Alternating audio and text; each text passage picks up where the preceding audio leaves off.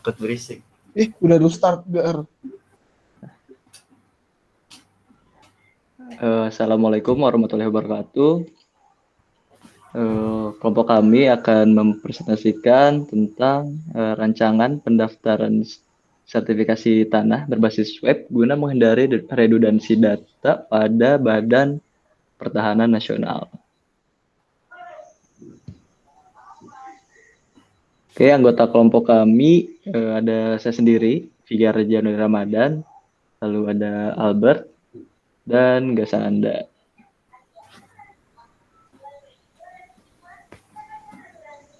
Silakan Mas Albert. Oke, boleh dilanjut dulu Mas Gasananda untuk share screen-nya. Boleh kita lewatin. Kita langsung ke pendahuluan aja. Oke, seperti yang kita tahu bahwa sekarang itu tanah itu ialah peninggalan yang bernilai besar. Nah, tidak hanya itu, tanah juga merupakan kebutuhan yang sangat penting untuk siapapun lantaran bisa dipergunakan dalam berbagai macam bidang. Dari pertanian, pemukiman, perdagangan industri, ataupun pertambangan. Pertambahan jumlah penduduk masing-masing tahunnya tidak sebanding dengan penambahan luas tanah. Perihal tersebut membolehkan setiap warga masyarakat berusaha untuk membuat surat atau sertifikat tanah. Nah, seiring berjalannya waktu, kebutuhan akan tanah semakin bertambah.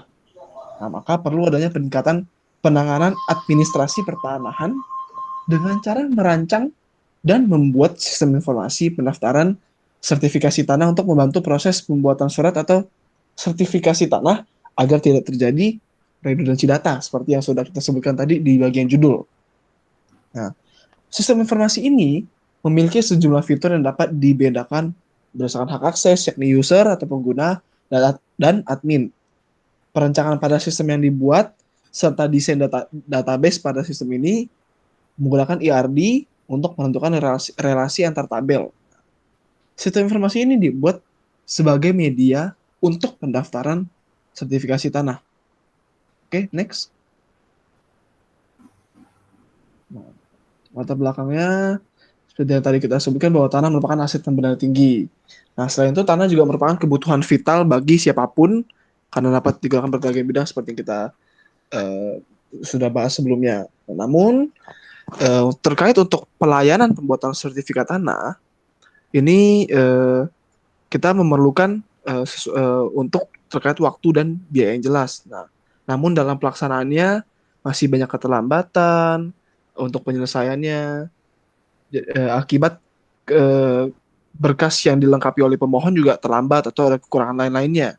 Nah, dan yang paling penting bahwa sebenarnya penyebab utamanya adalah karena semuanya saat ini masih dilakukan serba manual. Jadi banyak hal terutama redundansi data itu yang susah untuk dihindari. Nah, padahal sertifikat tanah itu sangat penting, tidak hanya untuk legalitas kepemilikan, namun juga kita lihat dari perspektif ekonomi, sertifikat tanah dapat dimanfaatkan oleh masyarakat untuk mendapatkan modal usaha. Nah, sehingga masyarakat dapat meningkatkan taraf hidup dan kesejahteraannya. Oke, boleh lanjut. Nah, untuk tujuan penelitiannya, kita itu ingin membuat web untuk mempermudah masyarakat dalam mengurus sertifikat tanah. Yang kedua, mengurangi redundansi data untuk menghemat memori pada sistem. Untuk batasan penelitiannya, untuk lingkup ini kita akan membahas tentang desain web dan sistem untuk mencegah terjadinya redundansi data. Oke, lanjut. Oke, untuk beberapa landasan teori kita akan membahas untuk yang di awal adalah DFD atau data flow diagram. Nah, DFD adalah suatu diagram yang menggambarkan aliran data dari sebuah proses atau sistem. Nah, DFD ini menyediakan informasi mengenai iuran dan inputan dari setiap entitas dan proses itu sendiri. DFD ini tidak memiliki kontrol terhadap alirannya. Tidak ada aturan mengenai keputusan maupun pengulangan. Operasi spesifik berbasis data dapat digambarkan oleh diagram flowchart. Nah, tujuan dari DFD ini adalah menyediakan jembatan antara pengguna dengan pengembang sistem. Walaupun pemodelan berbasis aliran dan terkesan sebagai teknik yang ketinggalan zaman oleh beberapa software engineer, DFD tetap menjadi salah satu notasi analisis kebutuhan yang paling sering digunakan saat ini. Nah, walaupun DFD ini sebenarnya bukan merupakan bagian dari UML, nah DFD tetap dapat digunakan untuk melengkapi diagram UML dan memberikan tambahan wawasan pada aliran dan kebutuhan di dalam sistem. Nah, lalu kita lanjut ke IRD. Nah, IRD ini atau singkatannya adalah Entity Relationship Diagram. Ini adalah bentuk diagram yang menjelaskan hubungan antara objek-objek data yang mempunyai hubungan antar relasi. Nah, IRD ini digunakan untuk menyusun struktur data dan hubungan antar data. Nah, untuk mengabarkannya biasanya ada notasinya, ada simbol, bagan, dan lain sebagainya. IRD ini berfungsi sebagai eh, bentuk pemodelan basis data yang kemudian dapat dikembangkan dalam berbagai proyek. Nah, contohnya kayak rekayasa software. Rekayasa software ini kita memerlukan sebuah konsep.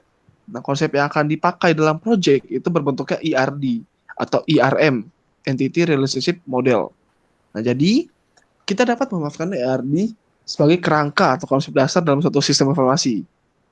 Nah, jadi sebenarnya IRD ini ada beberapa simbolnya, ada entity, ada weak entity, ada berbagai atribut dan masih banyak sebagainya itu untuk dalam penggambarannya.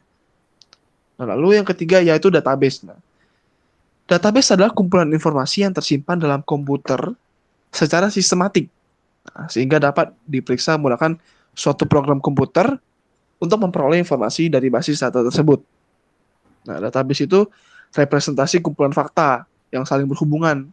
Nah, cuma disimpannya sedemikian rupa dan tanpa pengulangan atau redundansi yang tidak perlu untuk memenuhi berbagai kebutuhan.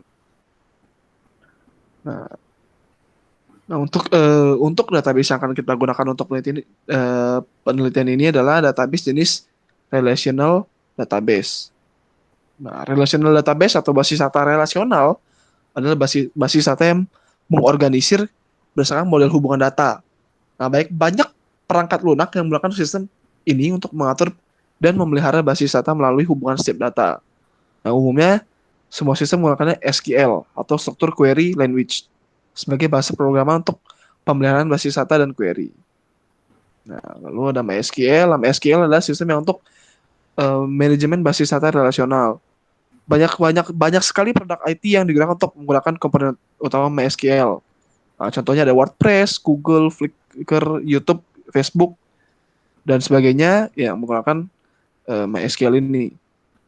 Nah, yang keempat adalah redundancy data. Mungkin dari tadi kita beberapa kali bahas redundancy data, tapi mungkin di antara kita masih ada belum tahu apa itu redundancy data. Nah, redundancy data adalah duplikasi atau penyimpanan data yang sama secara berulang dalam beberapa file.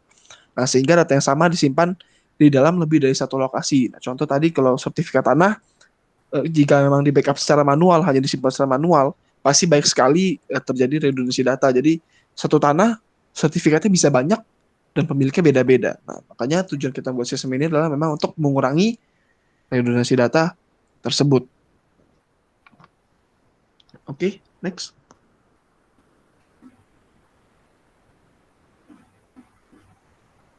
Oke, berarti ini boleh disampaikan oleh Mas Figar. Oh, atau oke, ini masih bagian saya coba lanjut. DFD atau data flow diagram ada digunakan untuk penyajian alur yang berbentuk jaringan grafik dari sebuah sistem yang otomatis maupun manual. Nah, DFD ini sebenarnya ada beberapa level, ada beberapa konteks, ada DFD level 0 dan DFD level 1. Nah, kita mulai dari diagram konteks. Nah, itu berikut ada gambarnya. Nah, ini atau diagram konteks ini tahu DFD level 0 ini merupakan level tertinggi dari DFD yang menggambarkan seluruh input dan output dari sistem. Nah, jadi yang di kita saat ini presentasikan adalah yang kita tunjukkan adalah untuk gambar dari diagram konteksnya. Oke, lanjut. Nah, ini juga ada untuk DFD level 0 juga. Nah, di sini tahapan ini di sini menggambarkan tahapan demi tahapan yang terdapat pada sistem pendaftaran sertifikasi tanah. Nah, proses pertama yang dilakukan untuk memakai sistem pendaftaran sertifikasi tanah yaitu login oleh user dan ada verifikasi data di tabel user. Setelah melakukan login, maka user akan masuk ke sistem pendaftaran sertifikasi tanah. Nah, kemudian pada proses pendaftaran, user melakukan input data ke tabel pendaftar, kemudian setelah melakukan input data, maka user menghasilkan output dari tabel pendaftar berupa informasi mengenai data diri atau data pendaftar. Nah, admin pada proses pendaftar, admin juga melakukan input data pendaftar. Kemudian setelah melakukan input, maka admin juga masih output dari tabel pendaftar berupa informasi mengenai data diri atau data pendaftar. Nah, lalu next ada DFD level 1. Oh, sorry. Masih di slide sebelumnya. Nah, itu ada DFD level contoh DFD untuk yang pendaftar. Nah, jadi di gambar ini membahas tentang proses pendaftaran sertifikasi tanah pada sistem. Nah, yaitu prosesnya ada tambah data, pendaftar, lihat data, hapus data. Nah, user dan admin dapat menambah data pendaftar. Kemudian user dan admin bisa melihat informasi berupa data pendaftar. Nah, kalau admin punya otorisasi khusus yaitu bisa menghapus data pendaftarnya. Oke, next. Oke, lalu ini ada level DFD level 1 proses kedua yaitu seleksi. Nah, ini kita akan melakukan seleksi data pendaftar pada sistem. Seleksi yaitu menyeleksi data pendaftar dan melihat apakah data sudah dan melihat data yang sudah pernah terseleksi. Nah, admin menyeleksi kelengkapan data pendaftar. Kemudian setelah admin melakukan penyeleksian data tersebut, nah user dapat melihat informasi data hasil seleksi kelengkapan data tersebut. Oke, lalu juga ada yang proses ketiga itu pengumuman. Nah, pada proses ini kita akan membahas tentang pengumuman pendaftaran sertifikasi tanah. Nah, setelah user melakukan input data dan kemudian admin telah seleksi, nah maka hasil seleksi oleh admin itu akan diumumkan dan user dapat melihat pengumuman hasil seleksi datanya. Oke, next. Lalu ada IRD. Untuk IRD dilanjutkan oleh Mas Figar. Ya, terima kasih Albert. Oke, selanjutnya saya akan sedikit menerangkan di IRD yang kita pakai. IRD ini ya atau Entity Relationship Diagram. Untuk menemukan data entitas tidak perlu untuk mengikutkan semua data-data. Pada Entity Relationship Diagram ini terdapat relasi antara tabel-tabel dengan tabel yang lainnya dan menggunakan kunci relasi atau yang sering kita sebut primary key dan foreign key. Relasi dari tabel ini bisa lihat di bawah ya. Kita ada entitas dari daftar, lalu admin, pengumuman, user. Dari daftar ini kita ada beberapa atribut, bisa dilihat seperti di gambar. Lalu admin juga ada memiliki 3 atribut dengan primary key-nya ID admin, lalu daftar ada ID pendaftaran, di pengumuman ada ID pengumuman, user ada ID daftar. Bisa lanjut, Mas. Oke, di kedua ini ada desain database kita. Dalam merancang sebuah sistem ya, yang baik diperlukan beberapa file yang bertujuan untuk mempermudah pengambilan data yang berupa informasi. Tabel-tabel tersebut akan sama-sama terhubung antara satu dengan yang lainnya dan bisa digunakan sesuai dengan keperluan programmer maupun user. Ya, untuk programmer kita dari belakang istilahnya untuk bagaimana dari data-data yang terpecah-pecah di banyak tabel itu kita bisa sajikan menjadi sebuah informasi. Dan untuk user, mungkin di sini lebih ke user DBA mungkin ya. Tabelnya itu yang pertama di sini kita ada tabel user dengan primary key ID daftar, lalu di situ ada nama pemohon, lalu sama alamatnya. Tiap-tiap data type-nya itu varchar semua ya, karena emang di sini tidak ada yang ada komputasi atau perhitungan, jadi semuanya kita gunakan varchar dengan field size semuanya 50. Boleh lanjut Mas. Oke, yang kedua di sini ada tabel admin. Di sini ada seleksi daftar. Lalu untuk primary key-nya ini ada ID admin.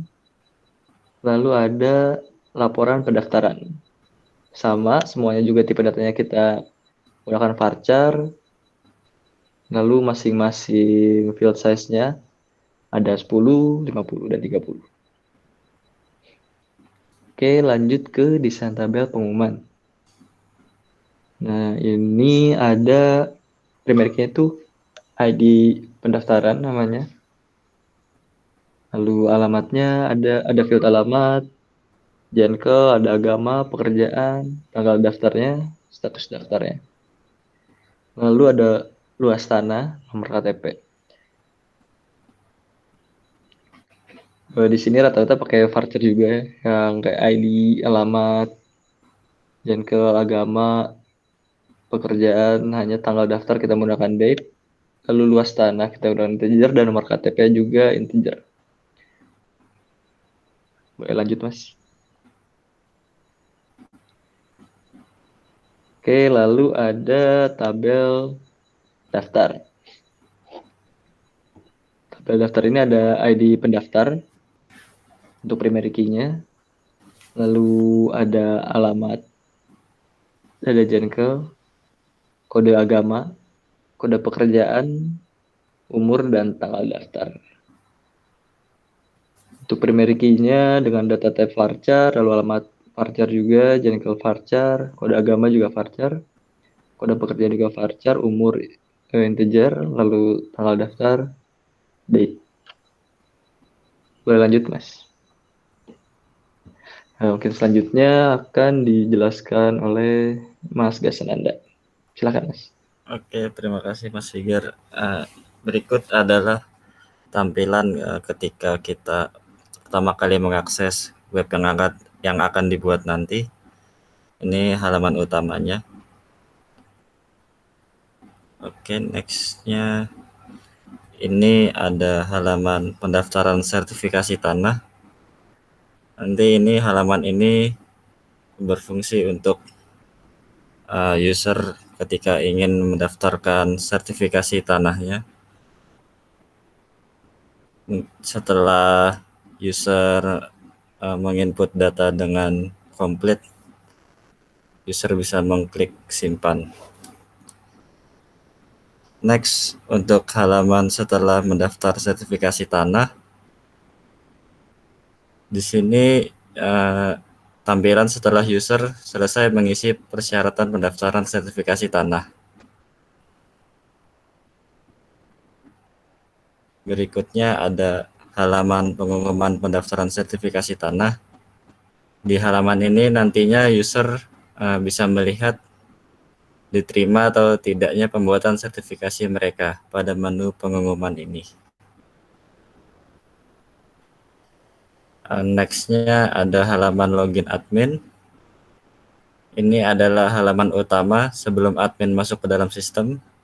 Pada halaman ini terdapat username dan password untuk admin. Oke.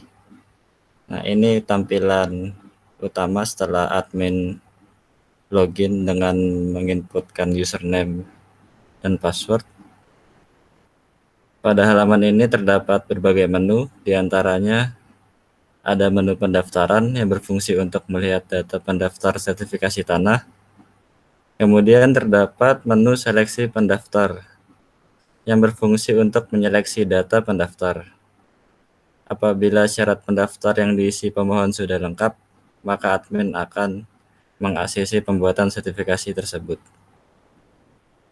Selain menu-menu yang saya sebutkan tadi, terdapat menu laporan yang berfungsi melihat laporan data pendaftar sertifikasi tanah. Nah, berikutnya ada halaman pendaftar pada menu admin. Halaman pendaftar pada menu admin ialah halaman yang berfungsi untuk melihat data pendaftar sertifikasi tanah yang telah diinput oleh user. Berikut ini ada juga halaman tambah data pendaftar pada menu admin.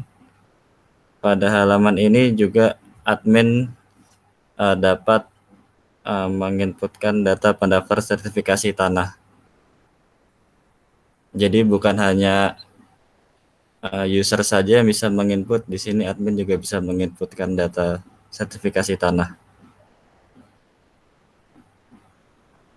Oke, berikutnya ada halaman seleksi pendaftar. Halaman ini berfungsi untuk admin menyeleksi data pendaftar pemohon. Kemudian setelah diseleksi, maka user bisa melihatnya di menu pengumuman.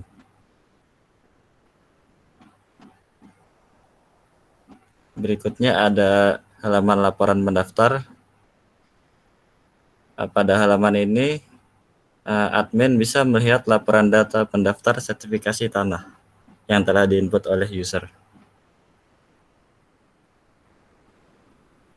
Nah, ini kesimpulan dari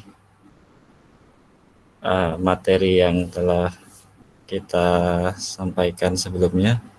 Nah, yang pertama, sistem informasi sertifikasi tanah dirancang untuk membantu proses pembuatan surat tanah atau sertifikat.